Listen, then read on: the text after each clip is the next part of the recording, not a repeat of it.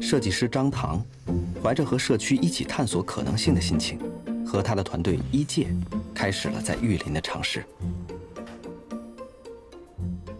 社區當時沒有一個那麼合適的休息的地方，可以在裡面做一個咖啡店，可以在那坐坐嘛，自己的家樓下有個公共空間。那麼這個公共空間都將會有哪些使用者？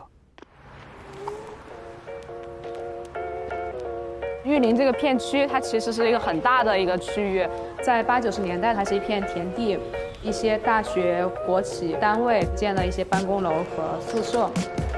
90年代，一些文化人、藝術家搬到那裡。2015年左右，新的年輕人、新的生活方式又進來，形成了現在這樣子比較冗雜的生活狀態。但是張棠發現，有一類人群，他們生活在這裡，卻很少出現在人們眼前。殘疾人呀，沒看到有呢，很少有殘疾人出來，沒見到過。我覺得我們這兒很少有殘疾人。所以設計師最先要考慮的是讓這個空間在物理上實現全民友好。從小孩到青年，再到老人，包括殘疾人，都在這個空間裡面有一種舒適感，沒有被排斥在之外。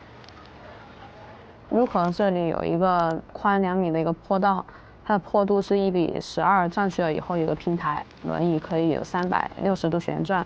一塊的朋友他可以結伴而行，他就不用一前一後。連續的一個扶手，高度在850。盲文它可以指示我們，比如說這裡是吧台，然後那邊是什麼區域，它一直可以通到廣場。為了被更多人方便的使用，設計師擴寬了室外長凳，歡迎人們在這裡休息。平台的凹凸設計考慮到了輪椅和嬰兒車的停靠需求，同時寵物也能在這裡玩耍。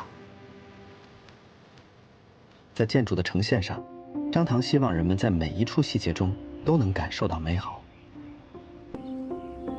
陽光灑下來，那個樹影就會投射在我們的膜上面。